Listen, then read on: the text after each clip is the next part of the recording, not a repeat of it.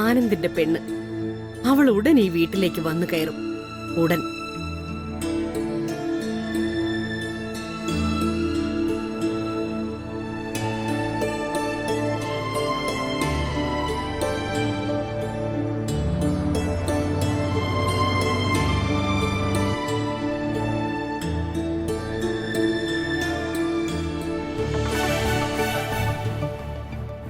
കൃഷ്ണേട്ടന് ഓർമ്മയുണ്ടാവും, എന്നെ പ്രപ്പോസ് ചെയ്യുമ്പോ രൂപത്തിലും നിറത്തിലും മലയാളികളുടെ മനസ്സിൽ നിറഞ്ഞു നിൽക്കുന്ന ഒരു പൂവായിരുന്നു വച്ചു നീട്ടിയത്. ഒരു ചെമ്പരത്തിപ്പൂവ്.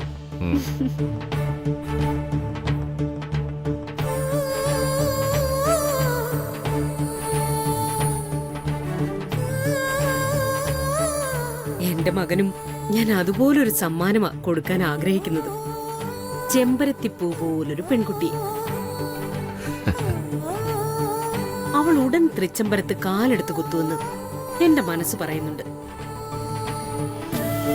നമ്മുടെ ആനന്ദിന്റെ പെണ്ണ്, ദ വൺ ആൻഡ് ഓൺലി ചെമ്പരത്തി പെണ്ണ്.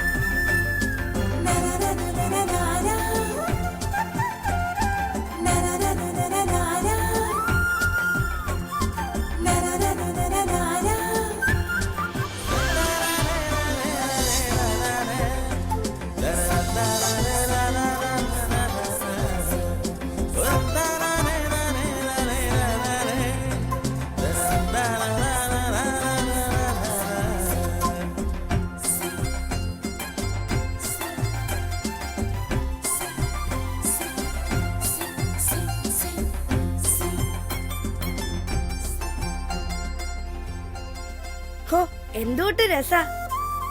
ഇതാണോ ചേച്ചി മുല്ലപ്പെരിയാറ്? നീ പൊട്ട, അതങ്ങ് ഇടുക്കിയിലാടാ. ഇത് അരുവിക്കാടാട്ടാ. ഇവിടുത്തെ സ്റ്റാൻഡിൽ ഇറങ്ങാൻ അച്ഛൻ പറഞ്ഞിരിക്കണേ. നമ്മളെ കൊണ്ടു അച്ഛയിപ്പ് വരുവേ. പക്ഷെ അച്ഛനെ ഇവിടെ കാണലാട്ടാ. ഇതെവിടാ പോ? അതാ ഞാനും നോക്കണേ. വിളിച്ചു നോക്കണ. നീ ഫോണിങ്ങെടുത്തേ. ചേച്ചി കുറച്ചു കഴിഞ്ഞ് വിളിച്ചാ മതി ട്ടാ. അതെ, ഞാൻ അത് ഇവിടെ ഒന്ന് കാണട്ടെ.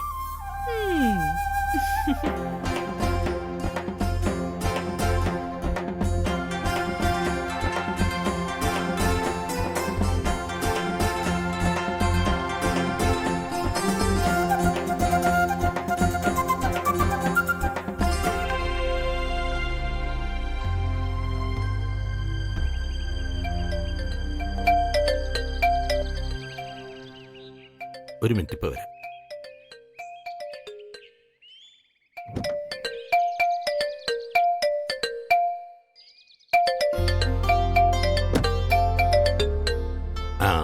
മോളെ, നീ എത്തിയോ? നിന്റെ വിളി കാത്തിരിക്കുകയായിരുന്നു ഞാൻ. അച്ഛനിത് എവിടെയാ? ഞങ്ങള് വന്നിറങ്ങുമ്പോ തന്നെ കാണുന്നു പറഞ്ഞിരുന്നല്ലേ? ഞാനും അങ്ങനെ തന്നെയാ വിചാരിച്ചത്. പക്ഷെ ഇവിടെ വലിയ കുഞ്ഞ് ഏതോ ഒരു പ്രധാനപ്പെട്ട മീറ്റിംഗിലാ. 2-3 സായിപ്പും മദാമയൊക്കെ വന്നിട്ടുണ്ട്. അവരെ കൊണ്ടുപോയി എയർപോർട്ടിലാക്കണമെന്ന് പറഞ്ഞു. നിങ്ങളെ വിളിക്കാൻ വരാൻ പറ്റില്ല. അയ്യോ എന്റെ അച്ഛാ, ഞങ്ങക്ക് ഇവിടെ നിന്ന് പരിചയമില്ലാട്ടാ. എത്ര വർഷങ്ങൾക്ക് മുമ്പാ അച്ഛൻ ഒരു പ്രാവശ്യം ഇവിടെ കൊണ്ടുവന്നിരിക്കണേ. അനിയകുട്ടാണെങ്കിൽ ആദ്യമായിട്ടാണേ. അറിയാം, നീ പേടിക്കേണ്ട കാര്യമൊന്നുമില്ല. ഇവിടെയുള്ളവരെല്ലാം നല്ല മനുഷ്യരാ.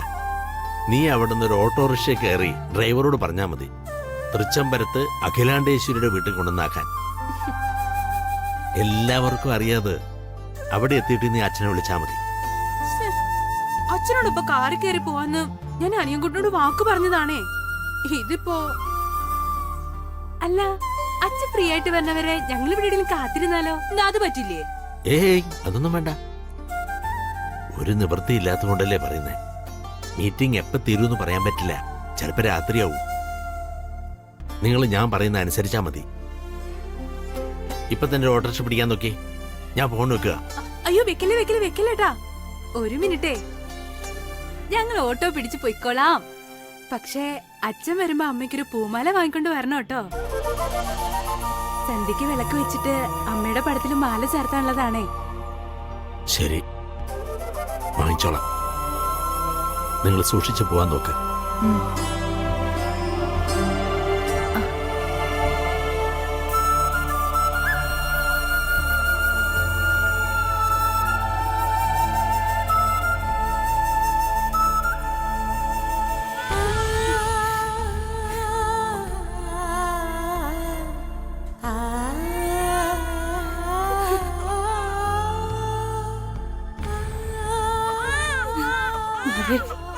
കരയല്ലേടാ.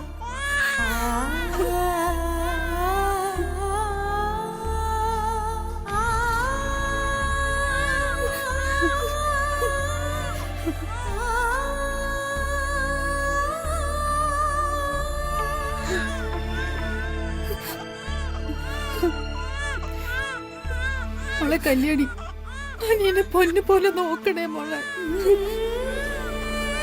നീ ഇവന് ചേച്ചിയല്ല മോളെ, അമ്മയാ. മോനെ കരയല്ലേ. അമ്മ ഇങ്ങടെ പോണേ.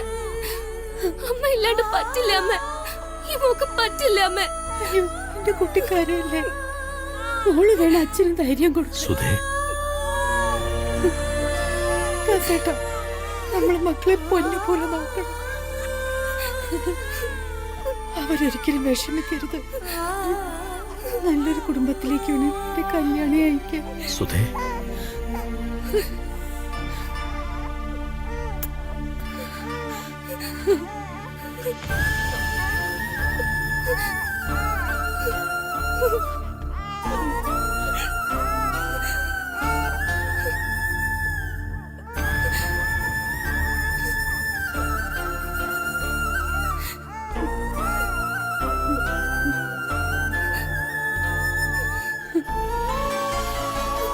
ഇതെന്റെ കുട്ടി സൂക്ഷിച്ചു വെക്കണം. എന്റെ മോക്ക് ഇത് കൂടെയുള്ളപ്പോ അമ്മ കൂടെയുണ്ടെന്ന് തോന്നുന്നു.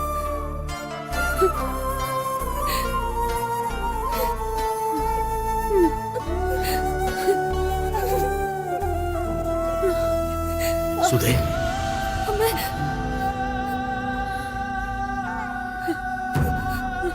ദാസേട്ടാ, ജീവിച്ച കുട്ടി തീർന്നിട്ടില്ല. അടുത്തൊരു ജന്മമുണ്ടെങ്കിൽ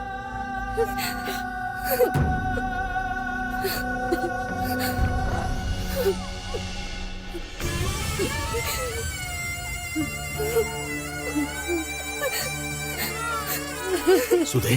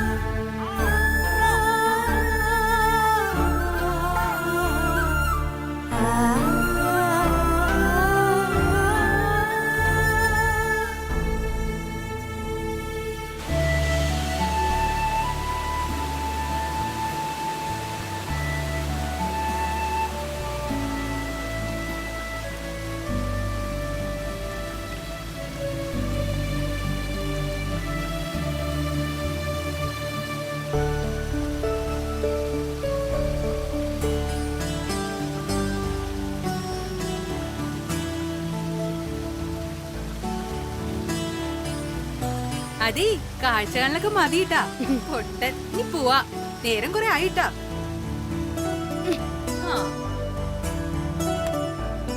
ഇവിടെ ഇപ്പൊ ഓട്ടോറിക്ഷ ഒന്നും കിട്ടൂലെന്നാ തോന്നണേ.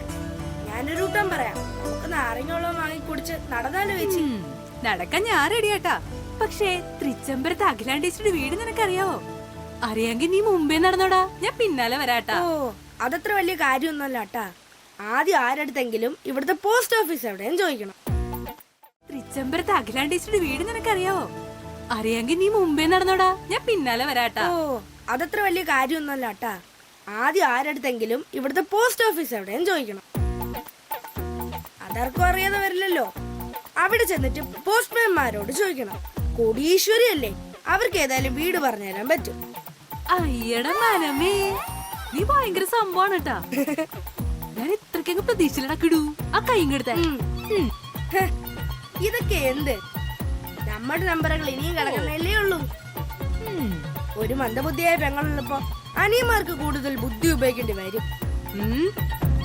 അല്ല, നാരങ്ങവെള്ളം വാങ്ങിക്കുന്ന കാര്യത്തിൽ ചേച്ചി ഒന്നും പറഞ്ഞില്ല. പറയാൻ ഞാൻ അയ്യോ ചേച്ചി,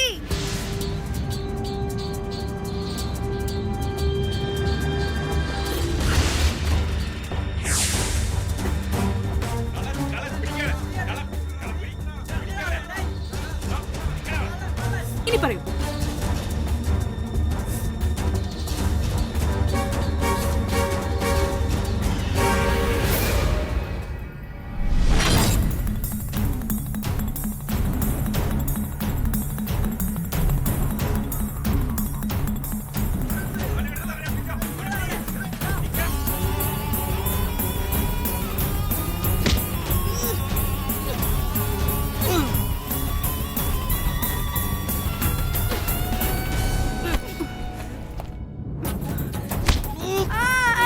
ചേച്ചി ദാ.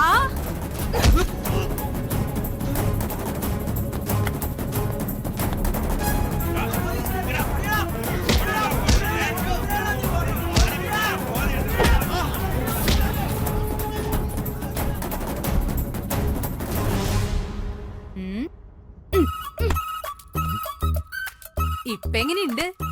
മന്ദബുദ്ധി ചേച്ചിയെ കൊണ്ട് ഉപയോഗം വല്ല ഉണ്ടായോ കുട്ടിക്ക്? ഹ, അത് ഞാനൊരു അടവനയം നടത്തിയതാണ് ട്ടാ. എന്റെ ചേച്ചി ഒരു മന്ദബുദ്ധിയല്ല, ചട്ടമ്പിയായ ഒരു സ്മാർട്ട് വില്ലേജ് ഗേൾ ആണെന്ന് നാട്ടുകാരെ കാണിക്കാൻ. അത് കൊള്ളടാ, എനിക്ക് ഇഷ്ടപ്പെട്ടു. Good boy. അപ്പൊ നാരങ്ങോളം പക്കയല്ലേ? Double pucca.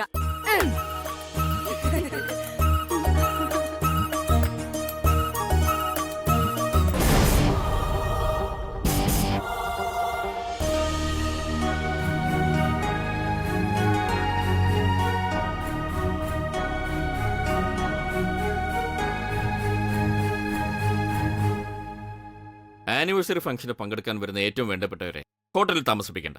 Let them stay here. നമ്മൾ 4 പേരും 40 മുറികളും. ഇത്രയും വലിയ വീട് കൊണ്ട് അങ്ങനെയെങ്കിലും പ്രയോജനം ഉണ്ടാവട്ടെ. നിനക്ക് എതിർപ്പൊന്നുമില്ലല്ലോ? ഒരിക്കലും ഇല്ല. But one thing, we should make sure room എല്ലാം ക്ലീൻ ആയിരിക്കും. Sure. ആ, നമുക്ക് എല്ലാ റൂമും ഒന്ന് കയറി നോക്കിയാലോ? പിന്നെന്താ? കമല, കം.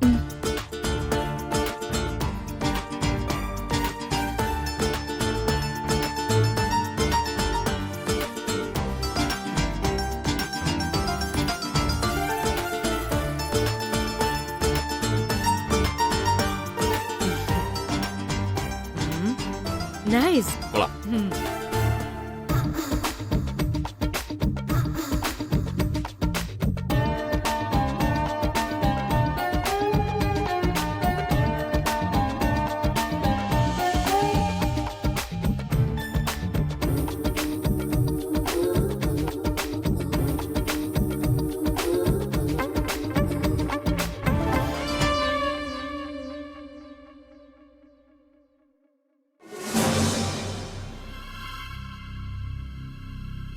ഇത് അരവിന്ദന്റെ മുറിയല്ലേ? അവനെന്താ ഇത് തുറന്നു മലർത്തിയിട്ട് പോയിരിക്കുന്നത്?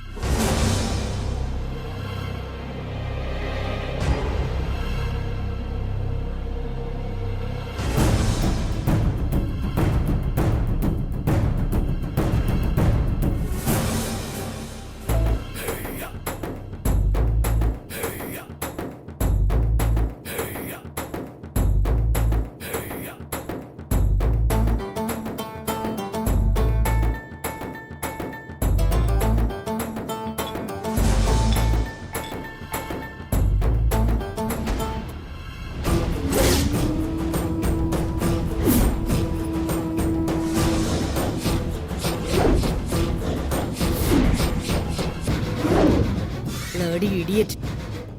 പോളൊക്കെ എങ്ങനെ വൃത്തികേടാക്കി വെച്ചിരിക്കുന്നത് നോക്ക്. Yes yes. അല്ല എവനിവിടുന്ന ഈ പടങ്ങളൊക്കെ കിട്ടുന്നത്? ആരെങ്കിലും കണ്ടാൽ തന്നെ മോശമല്ല. കറക്റ്റ്. കമല, ഇത് മുഴുവൻ ഫംഗ്ഷന് മുൻപ് മാറ്റിയിരിക്കണം, ഇന്ന് തന്നെ. Okay madam. സിനിമാ ഫാൻസ് കളിയൊക്കെ ഉണ്ടെങ്കിൽ അത് വീടിന് പുറത്തു മതിയെന്ന് പറഞ്ഞേക്ക്. നോൺസെൻസ്.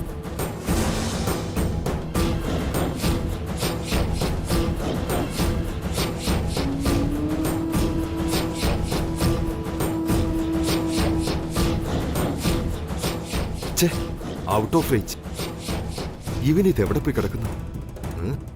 അവന്റെ കൂട്ടുകാരന്റെ നമ്പർ ഉണ്ടല്ലോ, അതിൽ വിളിച്ചു നോക്കാം.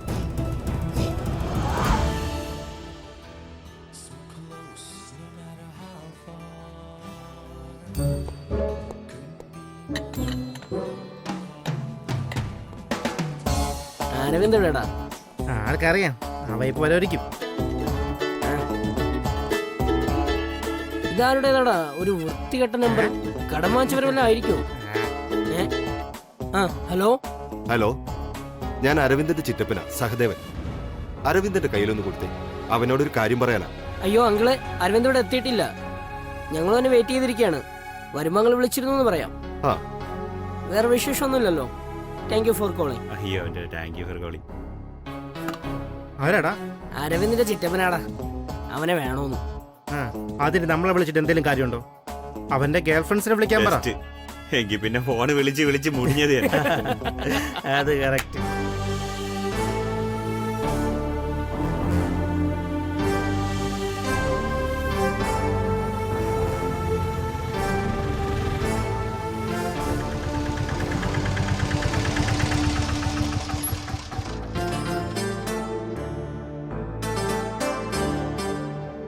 എത്രയായി? 150. അയ്യടാ, നന്നായിരിക്കണു. ഇതെന്താ വെള്ളരിക്കപ്പെണ്ണാ? മുമ്പ് ഓട്ടോ പിടിച്ച് വന്നപ്പോ 60 രൂപയായിരുന്നു കൂലി.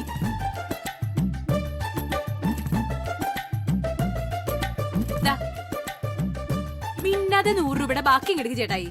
150 രൂപ ഓട്ടാ. സമയം കളയാതെ 50 രൂപ കൂടി എടുക്ക്. വെറുതെ രാവിലെ മനുഷ്യന്റെ സമയം മെനക്കെടുത്തല്ലേ? 10 ഓട്ടം കിട്ടുന്ന സമയം.